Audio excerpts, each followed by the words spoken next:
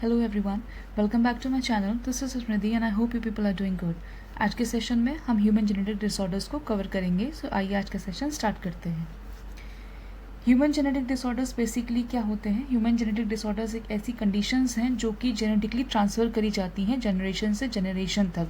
That means ऐसी condition जो हमारे पेरेंट्स ट्रांसफ़र करेंगे, यानी कोई भी एक इंडिविजुअल, कोई भी पेरेंट्स अगर अपनी कंडीशंस को, अपनी जेनेटिक डिसऑर्डर्स को अगर पास करते हैं तो उसको हम जेनेटिक डिसऑर्डर्स कहते हैं। यानी अगर उनको कोई भी तरीके की अगर डिजीज़ प्रेजेंट है और उस डिजीज़ को अगर वो अपनी अपकमिंग प्रोजेनी के अंदर पास कर रहे हैं तो इस कंडीशन में जो डिसऑर्डर्स होंगे वो हमारे जेनेटिक कहलाते हैं, राइट?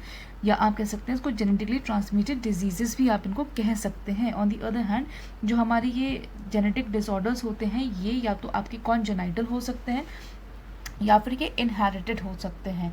कॉन्जेनाइटल का मतलब हो गया एक ऐसे डिफेक्ट्स जो बर्थ से तो प्रेजेंट हैं लेकिन वो उनका जो बेसिक कॉज होता है वो आपका जेनेटिक फैक्टर या कोई भी एनवायरमेंटल फैक्टर हो सकता है या इन दोनों का कॉम्बिनेशन हो सकता है।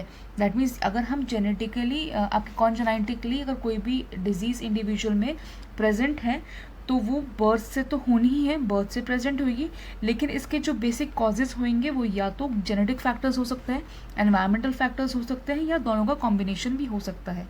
ऑन दी अदर हैंड अगर हम इनहेरिटेड डिजीज़ की बात करें तो वो एक ऐसी कंडीशन है जो पास डाउन करी जाती है from parents to their children throughout their genes, यानी वो जीन्स के थ्रू हमें पास करी जाती है।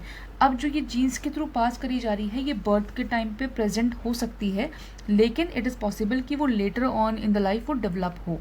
सो यहाँ आपको दो एग्जाम्पल्स से आप यहाँ समझ सकते हैं इसको कि भाई एक ऐसी डिजीज़ है जो कि प्रेजेंट तो है हमारे अंदर, बर्थ से प्रेजेंट है, ये वाली भी बर्थ से प्रेजेंट हो सकती है।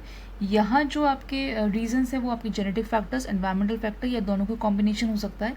लेकिन यहाँ में जो आपकी डिजीज़ प्रेजेंट है वो क्या होगी, वो इंडिविजुअल्स में बर्थ से तो प्रेजेंट है लेकिन पॉसिबिलिटी ये है कि वो बर्थ से डेवलप ना होके लेटर ऑन डेवलप हो। सो ये ओवरऑल दो टाइप्स की डिजीज़ेस हैं जो जेनेटिकली पास ऑन करी जा सकती हैं, या तो कॉन्जेनाइटल तरीके से या कोई भी इंडिविजुअल्स उसको इनहेरिट कर सकता है। इसकी बात करते हैं कुछ मेंडेलियन डिसऑर्डर्स की जो ह्यूमन में बहुत ईजिली से देखे जा सकते हैं। सबसे पहला आता है आपका हीमोफीलिया। हीमोफीलिया आपका एक ऐसा कंडीशन है जहां इंडिविजुअल्स के अंदर क्लॉटिंग फैक्टर प्रेजेंट नहीं होता। यानी कोई भी इंडिविजुअल अगर हीमोफीलिया से सफ़र कर रहा है तो उसका ब्लड जो है क्लॉट नहीं होगा। यानी अगर उसको माइनर कट भी लगा है, अगर छोटा सा कट भी लगा है तो उस कंडीशन में इन इंडिविजुअल का जो ब्लड है वो फ्लो होता ही रहता है क्योंकि उनके पास किसी भी तरीके का क्लॉटिंग फैक्टर प्रेजेंट नहीं होता है। And in some cases they are at a risk to death, मतलब पॉसिबिलिटी है कि ऐसे इंडिविजुअल्स की डेथ हो जाए अगर इमरजेंसी में उनको मेडिकेशंस नहीं मिले, अगर उनको ठीक से अगर ट्रीटमेंट नहीं मिलेगा तो उनका डेथ होना बहुत ईजी है, बहुत ही कॉमन हो जाएगा क्योंकि ऑलरेडी उनके पास क्लॉटिंग फैक्टर नहीं है, जिसकी वजह से क्या होगा, ब्लड लॉस माइनर इंजरी में भी बहुत ज़्यादा एक्सेसिव अमाउंट में लॉस हो जाएगा, जिसकी वजह से डेथ होने के चांसेस बहुत ज़्यादा हो जाते हैं। सो ये है आपका हीमोफीलिया। ये आपका जनरली एक सेक्स लिंक्ड रेसेसिव डिजीज़ है जो जनरली पेरेंट्स टू ऑफस्प्रिंग पास करी जा सकती है। ओके, इसके बाद अगर आता है आपका दूसरा टाइप जो आपका है कलर ब्लाइंडनेस। कलर ब्लाइंडनेस भी हमारा एक सेक्स लिंक्ड रेसेसिव डिसऑर्डर ही होता है जो कि जिसके अंदर जो जनरली डिफेक्ट है वो या तो आपके रेड कोन्स में होगा आई के या ग्रीन कोन्स में होगा। यानी जो आपके कलर जो देते हैं, हमारे जो कोन्स हैं जो कलर या ब्राइट लाइट को देखने में मदद करते हैं, जो सेल्स हैं हमारी आइज़ के जो ब्राइट लाइट देखने में मदद करते हैं, यानी कोन्स जो है उनमें अगर किसी तरीके का डिफेक्ट है तो वो क्या करेंगे, वो दो कलर्स में, दो अलग अलग कलर्स में डिस्क्रिमिनेशन नहीं कर पाएंगे। इस केस में जो रेड कलर है या ग्रीन कलर है, अगर किसी भी तरीके का कोन्स में डिफेक्ट आ रहा है तो जो इंडिविजुअल्स कलर ब्लाइंडनेस से सफ़र करते हैं वो रेड और ग्रीन कलर के बीच में डिफ्रेंसिएशन या डिस्क्रिमिनेशन नहीं कर पाते हैं। सो ये भी इसलिए होता है क्योंकि जो डिफेक्ट है वो म्यूटेशंस ही क्रिएट करते हैं। यानी किसी तरीके का म्यूटेशन हो गया जनरली, क्योंकि आपका सेक्स लिंक्ड है, क्योंकि जितने भी हम डिजीजेस पढ़ रहे हैं, डिसऑर्डर्स पढ़ रहे हैं, वो आपका सेक्स लिंक्ड हैं या ऑटोजोम्स भी हो सकते हैं। लेकिन जो आपकी हीमोफीलिया और जो आपके कलर ब्लाइंडनेस है ये दोनों ही हमारे सेक्स क्रोमोसोम रिलेटेड डिसऑर्डर्स होते हैं, इन जो इनहेरिटेड किए जाते हैं। इस वजह से इन दोनों ही केसेस में जो हमारा एक्स क्रोमोसोम है जो हमारा एक्स क्रोमोसोम है, राइट, वो किसी ना किसी तरीके से क्या होगा, इसमें म्यूटेटेड होगा या उसमें किसी तरीके का डिफेक्ट प्रेजेंट होगा। किन की बात कर रहे हैं, हीमोफीलिया और कलर ब्लाइंडनेस की। ये आपकी कैसी हैं, ये दोनों आपकी सेक्स लिंक्ड डिसऑर्डर्स हैं। ओके, सो होपफुली ये आपको दोनों क्लियर हुए होंगे। इसके बाद अगर हम बात करें सिकल सेल एनीमिया की, तो सिकल सेल एनीमिया ऐसी कंडीशन है जहाँ पे जो हीमोग्लोबिन है, जो हीमोग्लोबिन की बीटा चेन है, वो प्रॉपरली प्रोड्यूस नहीं हो पाती है, या कह लीजिए उसी में किसी तरीके का म्यूटेशन होता है। यानी अगर हम कहें कि भाई इस तरीके से हमारा एक अमीनो एसिड सीक्वेंस है, तो अमीनो एसिड सीक्वेंस का जो 6th अमीनो एसिड है, राइट, जो हमारा 6th अमीनो एसिड है, वो नॉर्मल सिचुएशन में यानी नॉर्मल आरबीसी के केस में कैसा होना चाहिए था, वो आपका ग्लूटामिक एसिड प्रेजेंट होना चाहिए था। लेकिन क्योंकि यहाँ 6th पोजीशन का जो अमीनो एसिड है वो म्यूटेशंस की वजह से जो उसका सीक्वेंस है वो ऑल्टर हो चुका होता है, तो ये यहाँ पे आपका ग्लूटामिक एसिड तो नहीं प्रोड्यूस होगा। सिकल सेल एनीमिया के केस में ग्लूटामिक एसिड की जगह यहाँ पे कौन प्रोड्यूस होगा, आपका वेलाइन प्रोड्यूस होगा। यानी अगर आपका 6th amino acid glutamic acid की जगह रिप्लेस होकर के वो वेलाइन हो जाए, तो इस कंडीशन में जो आरबीसीज हैं वो नॉर्मल शेप की प्रोड्यूस नहीं होंगी, वो आपकी सिकल शेप की प्रोड्यूस होंगी। और जब वो सिकल शेप की प्रोड्यूस हुई तो दैट मीन्स जो हीमोग्लोबिन है वो ऑलरेडी ऑल्टर्ड था, वो म्यूटेटेड था, उसका बीटा चेन जो थी वो इफेक्टेड थी। और इस कंडीशन में क्या होगा, जो आपका हीमोग्लोबिन बनेगा, जो ब्लड बनेगा, वो प्रॉपर नहीं बनेगा, जिसकी वजह से जो भी इंडिविजुअल है it is going to suffer with anaemia.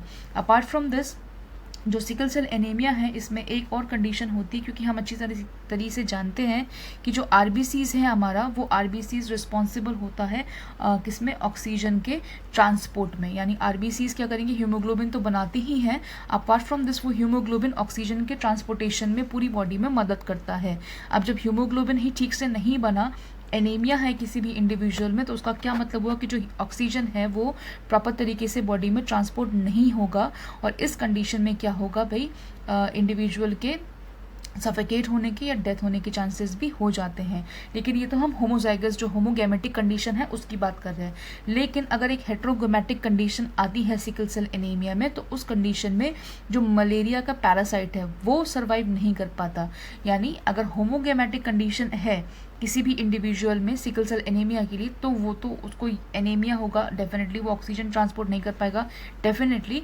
लेकिन ऑन द अदर हैंड अगर ये एक हेट्रो कंडीशन आ रही है, हेट्रोगैमेटिक कंडीशन आ रही है, तो उस केस में जो मलेरिया का पैरासाइट है वो क्या होगा, वो सर्वाइव नहीं कर पाएगा। यानी जो आरबीसीज हैं वो मलेरिया के पैरासाइट के लिए एक सफिशिएंट स्पेस नहीं होंगी, वो एक सूटेबल एरिया या स्पेस नहीं होगा जहां वो अपने आप को मल्टीप्लाई कर सके। इसलिए जो हेट्रोगैमेटिक कंडीशन होती है, हेट्रो कंडीशन जो होती है सिकल सेल एनीमिया की, वो आपको ऐसे इंडिविजुअल्स को मलेरिया के अगेंस्ट क्या देती है, रेजिस्टेंट देती है। ओके, तो आपको उसको ध्यान रखना है।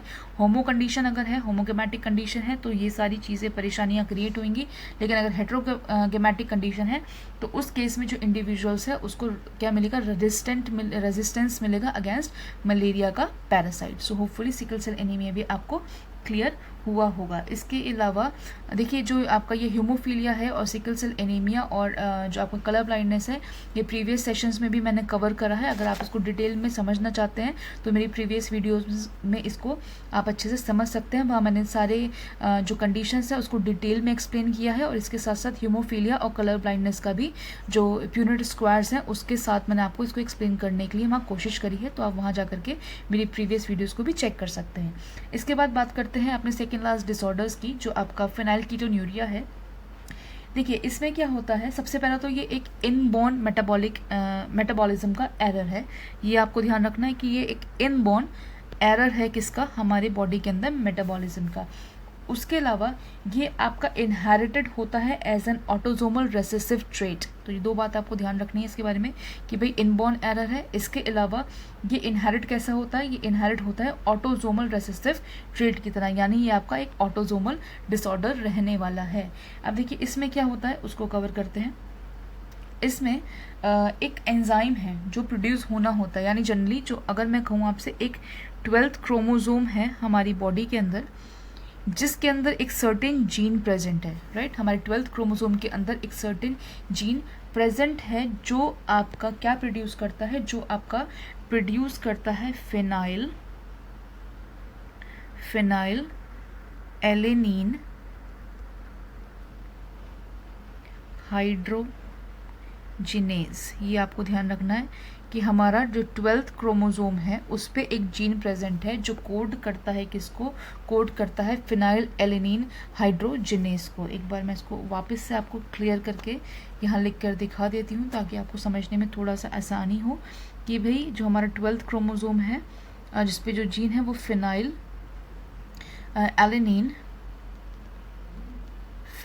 एलेनीन हाइड्रोजिनेज को क्या करता है, कोड करता है। 12th क्रोमोसोम का जो जीन है वो कोड करता है किसको, फिनाइल एलेनीन डिहाइड्रोजिनेज को। अब जो ये जीन है जो इसको कोड कर रहा है उसमें अगर किसी भी तरीके की म्यूटेशन हो जाए तो डेफिनेटली क्या होना है, किसी ना किसी तरीके का डिसऑर्डर तो क्रिएट होना ही है।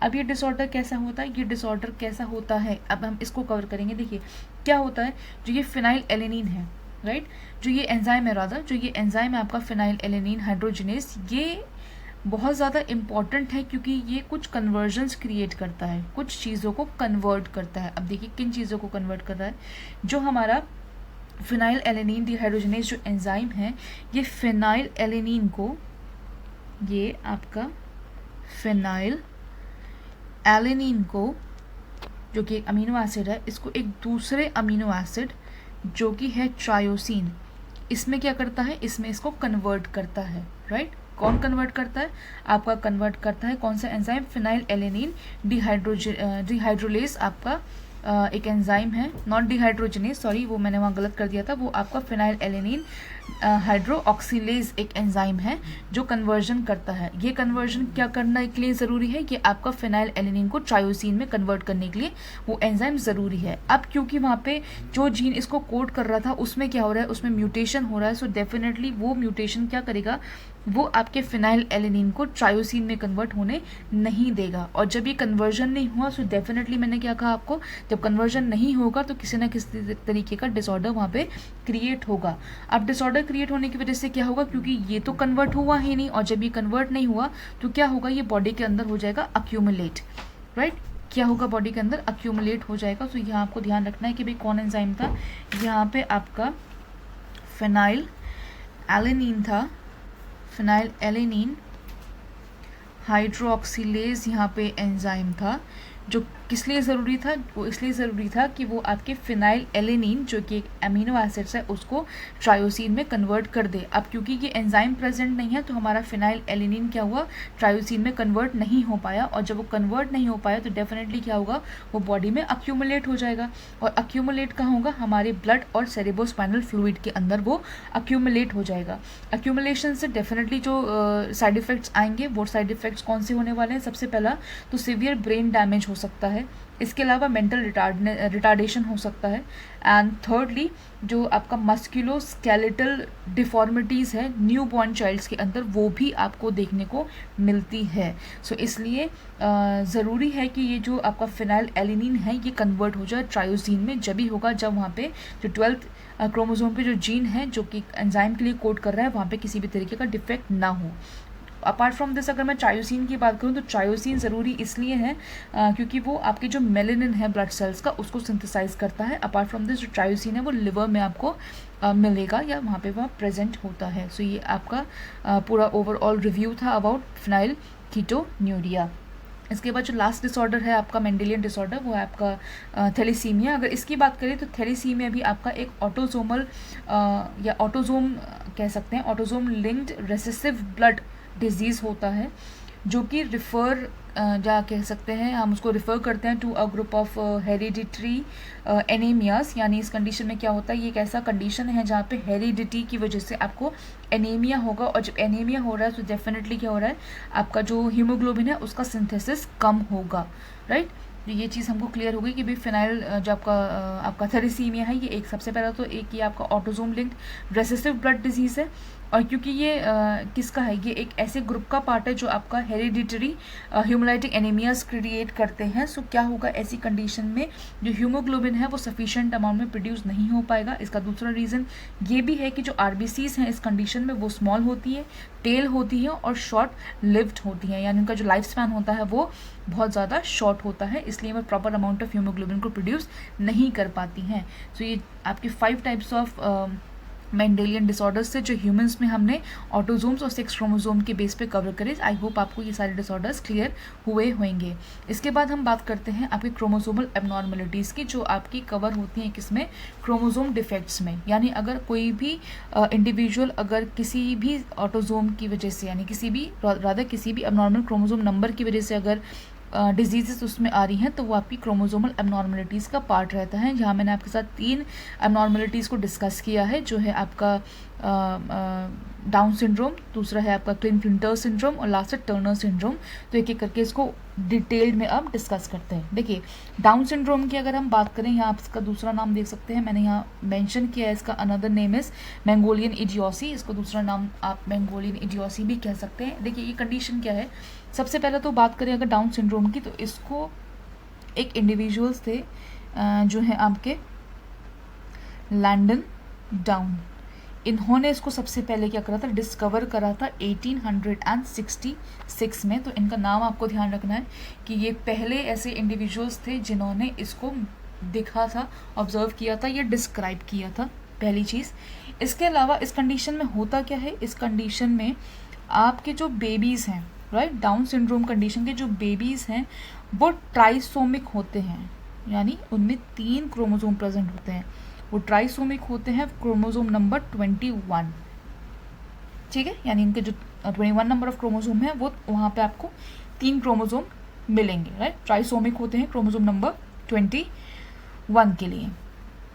इसके अलावा जो इसका दूसरा नाम है, यानी मंगोलियन इडियोसी जो इसका नाम है, इसके अलावा आप इसको ट्रिप्लो 21 भी कह सकते हैं। ओके, इसका दूसरा नाम यानी तीसरा नाम सॉरी, आप इसको ट्रिप्लो 21, यानी ट्रिपल नंबर ऑफ क्रोमोसोम किस पे आ रहे हैं, 21 नंबर ऑफ क्रोमोसोम पे 3 आ रहे हैं, इसलिए हम इसको ट्रिप्लो 21 भी कहते हैं, ठीक है। अब क्योंकि देखिए 3 आ रहे हैं, सो हमको पता है हमारे जो ओरिजिनल नंबर ऑफ क्रोमोसोम होता है वो होता है 40, वो होता है बेटा 46। अब क्योंकि एक क्रोमोसोम पे यानी 21 नंबर ऑफ क्रोमोसोम पे ऑलरेडी एक और क्रोमोसोम आकर के वहाँ पे अटैच हो गया, तो यहाँ कितना हो गया, या नंबर ऑफ क्रोमोसोम्स कितने हो जाते हैं, 47 हो जाते हैं इंस्टेड ऑफ 46। तो ये भी आपको ध्यान रखना है कि जो ट्राइसोमी है नंबर ऑफ क्रोमोसोम नंबर 21 की, यानी डाउन सिंड्रोम में जो आपके क्रोमोसोम नंबर हैं वो हैं 47 इंस्टेड ऑफ नॉर्मल 46। अब ऐसा क्यों होता है, ऐसा इसलिए होता है कि जो ऑटोजोम्स होते हैं आपके गैमेटिक फॉर्मेशन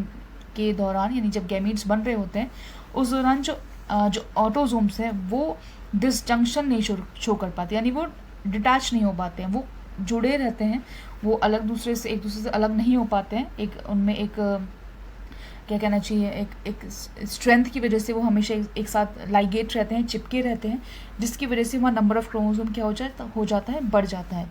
इसके अलावा क्या होता है, अब ऐसी कंडीशन में यानी जो इंडिविजुअल क्या है ऐसा है जहाँ पे ट्राइसोमी है, ठीक है। अब ट्राइसोमी तो है, ठीक है, यानी जो गैमीट्स आ रहे हैं, देखिए अब क्या हो रहा है, एक इसके अलावा भी एक और चीज़ है यहाँ पे कि जो गैमीट्स हैं, है ना, जो गैमीट्स है वो नॉर्मल वाले यानी 46 नंबर ऑफ क्रोमोसोम वाले जो गैमीट्स हैं, वो गैमीट्स अगर क्या करें इस कंडीशन में, यानी जो आपके ट्राइसोमी वाली कंडीशन है, इस ऐसी कंडीशन से यूनाइट कर जाएं, या आप ऐसा भी समझ सकते हैं कि भाई नॉर्मल नंबर ऑफ क्रोमोसोम्स हैं और क्योंकि वो इस तरीके से क्या हो रहे हैं, वो इस तरीके से सेपरेट नहीं हो पाए, जैसे मैंने आपको बताया, तो क्या हो जाएगा, वहाँ एक क्रोमोसोम तो ऑलरेडी प्रेजेंट है और एक इस तरीके से आकर के उस पर जुड़ जाएगा, राइट। जब वो जुड़ जाएगा तो इस कंडीशन को हमने क्या नाम दिया, इस कंडीशन को हमने नाम दिया trisomy. So I hope trisomy आपको या डाउन सिंड्रोम का कॉन्सेप्ट आपको समझ में आया होगा। यहाँ क्या हो रहा है, यहाँ पे जो आपका नंबर ऑफ क्रोमोसोम जो 21 है, वहाँ पे आपका एक और क्रोमोसोम आकर के ऐड हो जा रहा है, क्योंकि वो ऑटोजोम्स डिसजंक्शन नहीं शो कर पाते, वहाँ नॉन डिसजंक्शन का कंडीशन है जब भी गैमीट फॉर्मेशन हो रहा है उस दौरान। तो जो 46 नॉर्मल नंबर ऑफ क्रोमोसोम होना चाहिए था, उसकी जगह आपका एक अबनॉर्मलिटी कंडीशन प्रोड्यूस हो जाती है, जहाँ नंबर ऑफ क्रोमोसोम हो जाते हैं 47। इसके अलावा जो इफ़ेक्ट्स हम देखते हैं ऐसे इंडिविजुअल में उसको अब कवर करते हैं। सबसे पहला जो चिल्ड्रन हैं, जो चाइल्ड, जो बेबीज़ हैं, वो जो इफ़ेक्ट होंगे डाउन सिंड्रोम से, वो variable degree of mental retardation show करते हैं। यानी उनमें बहुत सारा अमाउंट ऑफ, यानी अलग अलग डिग्रीज पे आप वो मेंटली रिटार्डेड हो सकते हैं। उनमें हार्ट डिफेक्ट्स हो सकते हैं जो बर्थ से भी इवन रिकग्नाइजेबल हैं, यानी उनको जो आपके हार्ट की कोई भी बीमारी है तो वो भी उनमें आपको दिखेगी, जो डाउन सिंड्रोम वाले चिल्ड्रन या बेबीज़ होते हैं। और बाय बर्थ भी आप उनको ऐसी डिफेक्ट्स को उनमें देख सकते हैं। इसके अलावा इनकी जो बॉडी होती है वो शॉर्ट होती है, स्टूकी होती है, फोल्डेड होती है, और इनमें किसी भी तरीके का मसल टोन नहीं हो पाता। यानी उनकी बॉडी आपको कैसी मिलेगी, बड़ी फ्लफी टाइप की उनकी बॉडी आपको दिखाई देगी। तो ये करेक्टरिस्टिक्स है, कुछ सिम्टम्स हैं जहाँ से हम पहचान सकते हैं कोई भी इंडिविजुअल, कोई भी चिल्ड्रन, कोई भी चाइल्ड, बेबी वो या इन्फेंट आप कह सकते हैं, वो डाउन सिंड्रोम से सफ़र कर रहा है या नहीं कर रहा। इसके बाद आता है सेकेंड टाइप ऑफ आपका क्रोमोसोमल एबनॉर्मलिटी, जो है क्लिन-फिल्टर सिंड्रोम। ये कंडीशन आपका भी ट्राइसोमी का ही कंडीशन है, जैसा ऊपर भी आपका कैसा था, ट्राइसोमिक कंडीशन था, ये भी आपका ट्राइसोमी ही कंडीशन है। और यहाँ भी नंबर ऑफ क्रोमोसोम क्या होंगे, 46 की जगह होंगे 47, यानी यहाँ पर भी एक क्रोमोसोम एक्स्ट्रा प्रेजेंट होगा। लेकिन इस कंडीशन में जो क्रोमोसोम हैं वो आपके हैं X एंड Y, राइट। यहाँ पे Y क्रोमोसोम आकर के फीमेल के क्रोमोसोम के साथ अटैच हो जाता है। देखिए जनरली क्या होना चाहिए, या तो XX जो मदर एंड फादर से जो आता है इस तरीके से, देखिए क्या होता है नॉर्मली जो हम डिस्टिंक्शन शो करते हैं, जो मतलब जो आपका जो गेमीट फॉर्मेशन के दौरान क्या होता है भाई, दो क्रोमोसोम है वो इस तरीके से एक दूसरे से अलग होकर के ऐसे स्ट्रक्चर फॉर्म करते हैं। यहाँ तो आपका XX बन जाएगा, यहाँ आपका XY बन जाता है, तो ऐसा स्ट्रक्चर नहीं हो पाता। इसकी जगह क्या हो पाता है, ये जो है ये और इसका इस तरीके से एक अटैचमेंट हो जाता है। यानी जो X क्रोमोसोम है वो एक दूसरे से डिटैच नहीं हो पाते और Y क्रोमोसोम आकर के यहाँ पे अटैच हो जाता है। सो ऐसे इंडिविजुअल्स जहाँ पे ट्राइसोमी आ रही है और क्रोमोसोम नंबर आ रहे हैं कैसे, और क्रोमोसोम आ रहे हैं कैसे आपके XX एंड Y ऐसे आ रहे हैं, सो वो इंडिविजुअल्स आपके क्लिन-फिल्टर सिंड्रोम से सफ़र करेंगे। अब क्योंकि आप देख रहे हैं कि नंबर जो आपका सेक्स क्रोमोसोम यहाँ पे आ रहा है वो XX आ रहा है, इसके साथ साथ Y भी आ रहा है। सो डेफिनेटली क्योंकि यहाँ 2 X क्रोमोसोम प्रेजेंट हैं, तो ये जेनेटिकली तो क्या होती है, जेनेटिकली तो ये ऐसे इंडिविजुअल फीमेल्स होते हैं, लेकिन ऐसे इंडिविजुअल्स में मस्कुलाइन डेवलपमेंट भी दिखेगा। क्योंकि वो वहाँ पर क्यों दिख रहा है, क्योंकि वहाँ प्रेजेंस किसकी है, Y क्रोमोसोम की प्रेजेंस है। तो जनरली फीमेल्स तो हैं, ठीक है, यानी XX है तो उसकी वजह से फीमेल तो हैं दिखने में, है ना, मतलब जेनेटिकली तो अगर कहें तो फीमेल्स हैं। लेकिन अगर उनकी जो बॉडी को अगर हम देखें, उनकी आउटवर्ड अपीयरेंस को अगर हम देखें, तो वो मैन यानी मेल्स वो दिखते हैं। अब क्योंकि वो उनकी आउटवर्ड अपीयरेंस मेल है, तो डेफिनेटली उनके जो जेनाइटल्स होंगे, जो मेन जेनाइटल्स हैं, वो आपको वहाँ पे प्रेजेंट तो दिखेंगे, लेकिन वो अंडर डेवलप्ड स्टेट में दिखते हैं। और क्योंकि वो अंडर डेवलप्ड स्टेट में है, तो डेफिनेटली जो ऐसे कैरेक्टर्स हैं वो स्टेराइल प्रोड्यूस होंगे। तो ये भी आपको ध्यान रखना है कि जो इंडिविजुअल सफ़र करते हैं आपके क्लिन-फिल्टर सिंड्रोम से, वो स्टेराइल होते हैं, क्योंकि वो जेनेटिकली तो फीमेल हैं, लेकिन आउटवर्डली वो मतलब बाहरी शरीर के तौर पे वो आपको मेल्स दिखाई देते हैं। उनका जो आउटवर्ड अपीयरेंस है वो मेल है, उनके अंदर जो जेनाइटल्स है वो अंडर डेवलप्ड है, इसकी वजह से वो स्टेराइल रहते हैं। और जब वो अंडर डेवलप्ड जेनाइटल्स हैं, तो डेफिनेटली वहाँ पर स्पर्मेटोजेनेसिस कैरी आउट नहीं होगा और इंडिविजुअल्स कैसे रह जाएंगे, स्टेराइल रह जाएंगे। सो ये ओवरऑल कॉन्सेप्ट था आपका क्लिन-फिल्टर सिंड्रोम का। आई होप ये भी आपको क्लियर हुआ होगा। इसके बाद बात करते हैं last type of chromosomal abnormality की। इसके बाद आज का सेशन हम खत्म करेंगे। ये हमारा लास्ट टाइप ऑफ जो क्रोमोसोमल एबनॉर्मलिटी है वो है आपका टर्नर सिंड्रोम। टर्नर सिंड्रोम देखिए ये आपका मोनोसोमी है, यानी यहाँ आपका नंबर ऑफ क्रोमोसोम कम होने वाला है, यानी X एंड O, राइट। यानी यहाँ इस कंडीशन में जो सेकंड सेक्स क्रोमोसोम है वो प्रेजेंट ही नहीं है। तो जब एक क्रोमोसोम यहाँ प्रेजेंट नहीं है, तो नॉर्मल नंबर ऑफ क्रोमोसोम हमारा कितना होता है, 46 होता है। अब वहाँ पे एक प्रेजेंट नहीं है, तो नंबर ऑफ क्रोमोसोम रह गए 45।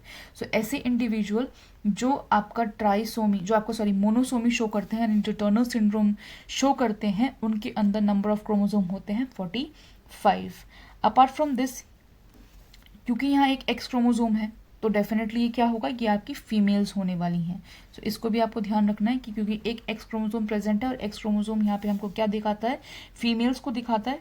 तो जो फीमेल्स यहाँ पे प्रोड्यूस होने वाली हैं टर्नर सिंड्रोम में, ये इमेच्योर फीमेल्स हैं और इमेच्योर हैं, तो डेफिनेटली ये स्टेराइल होने वाली हैं। स्टेराइल हैं और इमेच्योर हैं, तो क्या है, इसलिए ही है क्योंकि ये इनके अंदर जो ओवरीज हैं वो पोअरली डेवलप्ड है, ठीक है, ये भी आपको ध्यान रखना है। एक एक्स क्रोमोसोम की वजह से ये इमेच्योर फीमेल्स बनती हैं।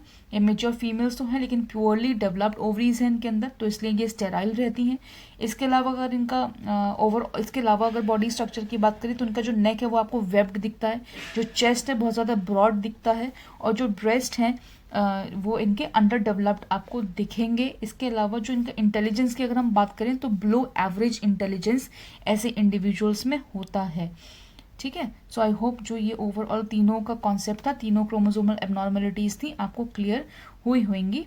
कोई भी तरीके का कन्फ्यूजन है तो आप जो यहाँ पे हमने कवर करा था आपके मेंडेलियन डिसऑर्डर्स को, इसकी प्रीवियस वीडियोस मेरे चैनल पे पड़ी है, वहाँ जा करके देख सकते हैं। आई होप आपका आज का सेशन आपको क्लियर हुआ होगा। मिलते हैं अगले सेशन के साथ। Till then take care.